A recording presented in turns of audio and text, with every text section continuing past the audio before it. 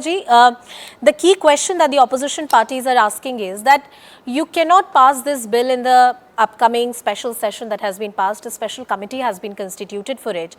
Right now, the idea is being talked about or discussed from the quarters of the government. It's been touted just as a diversionary tactic because you're scared of their alliance. This is an argument that they have put out. I'm putting that to you. Your thoughts to it.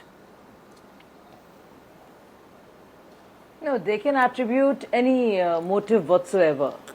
So, and this is their reasoning. So I have no answers to that. You see, they can think anything.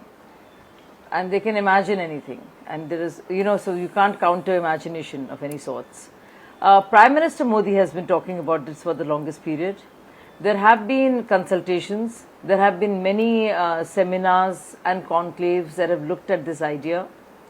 And it is not on one occasion that the Prime Minister has spoken about it. Right from 2014 till now, this idea has come up several times. Now, as we learned from former election commission member, yes, that this has, and we know this, whether it's 52, 57, 62 and 67, this has happened. However, Article 356 has been used many times to dismiss the local, the state governments. In fact, Indira Gandhi's record is actually, if you read about it, it's actually the worst.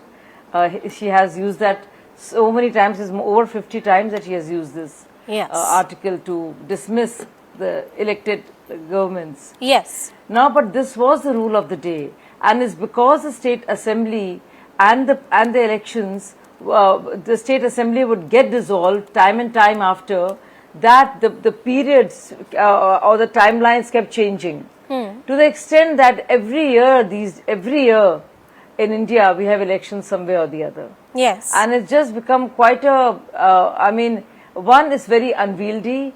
Two, the entire process of moving the army or paramilitary from one place to the other to ensure that there is safety and there is security being maintained at all quarters is becoming a logistical challenge. One of the reasons... That's one. Two, the entire work of development, the work of the developmental work, the mandate of every MP and MLA, which is to deliver, which is to fulfill the mandate required of them. That is the basic purpose of having it there in the first place, of them being there in the first place, is getting defeated. Because the entire paraphernalia is used constantly in different cycles of election, campaigning, and then all of it that goes on before and during and after, and the process of making a government. To that point, I agree that a lot of policies, a lot of people are out of the town sometimes and not, so they're not there. Yeah, a lot of policies are populist policies and not really driven by a serious thought.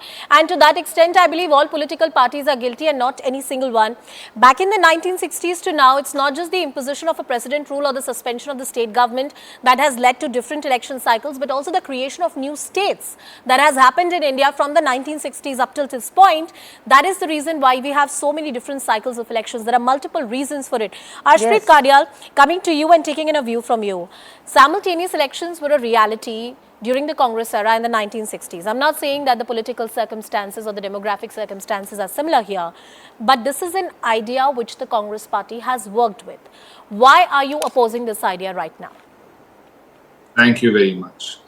You've already said that the time, the circumstances, the situation, the fabric of the country, everything is changed in entirety. Therefore, let's talk of the present. Number one, the Bharatiya Janata Party has already made up their mind and have said that we want one nation, one election. Many of the spokespersons have already asserted it. Now, the fact of the matter is, they say we'll discuss it, we'll consult others. Consulting and discussion happens before you make your mind, not after. That is the problem with the Bharatiya Janata Party. They are dictators, their dictatorial ways are they're just used to it. They're accustomed to it, and they shove it down the throat of the people. They try to impose it every single Please time. allow me Number interjection. two. Let me interject. You can make your point. I'm not giving the floor to anybody else right now. You know, you can have that criticism of the present government on various other occasions, but right now it's just a committee which has been formed. This is an issue which has already had the consideration of the law commission, and right now, once again, a committee is looking into it. There is no ordinance, there is no law that has been put in which is going to be passed. So how is it shoving down anybody's throat? Thank you. Like I said, that the Bharatiya Janata Party's many spokespersons have already said that we want this to happen. I clearly asked them this question: do you want it to happen or not? They said yes. Number one. Number two, the fact of the matter is not that they've made a law out of it or they have made the amendments out of it and all that. The fact of the matter is that they have made up their mind. That's where the question lies, that they should have not made up their mind until and unless all the states were consulted with, all the political parties were consulted with, the stakeholders were consulted with. That is where the problem lies. Number two, today the Bharatiya Janata Party is saying it should be one nation, one election. Tomorrow they would say it should be one party and one nation only. That's it. No election at all whatsoever. Next but Ashpreet, you haven't made a single argument on the merit of it. Anusha, if you would allow me the time, please go ahead. Please go ahead. So one, there are no checks and balances that are going to be left after you do away with the elections. Because what happens is, let's say a person votes for a government, they cannot do anything about it for the 5 years. But in states, in panchayat elections, in MC elections, people can give a piece of their mind to the party if they haven't delivered upon their promises. So this way, their accountability is fixed, their responsibility is fixed, and the Bharatiya Janata Party would know it very well. They are accustomed to working only in the last 5 to 6 months. And now because of this, in the last 5-6 months also, they would stop working. And the next part is that, there are different states that would have different tenures going on right now. Some states have governments which are, left with one more year to go. Yeah. Some are left with 2 more years to go. Yeah. How can you scrap it all? I'll give you an example. Yesterday, in Punjab and Haryana High Court, a notification was withdrawn by the Punjab government because they had dissolved the panchayat 6 months before that, before the tenure was to expire. Now, if the Bharatiya Janata Party, scraps or dissolves the government, state government, before the tenure is expired, no, they cannot dissolve the state governments in this manner. You rightly I have limited time, Ashpreet. I have to give the floor to others as well. 30 seconds. Yes, go ahead. Finish your point. Yeah.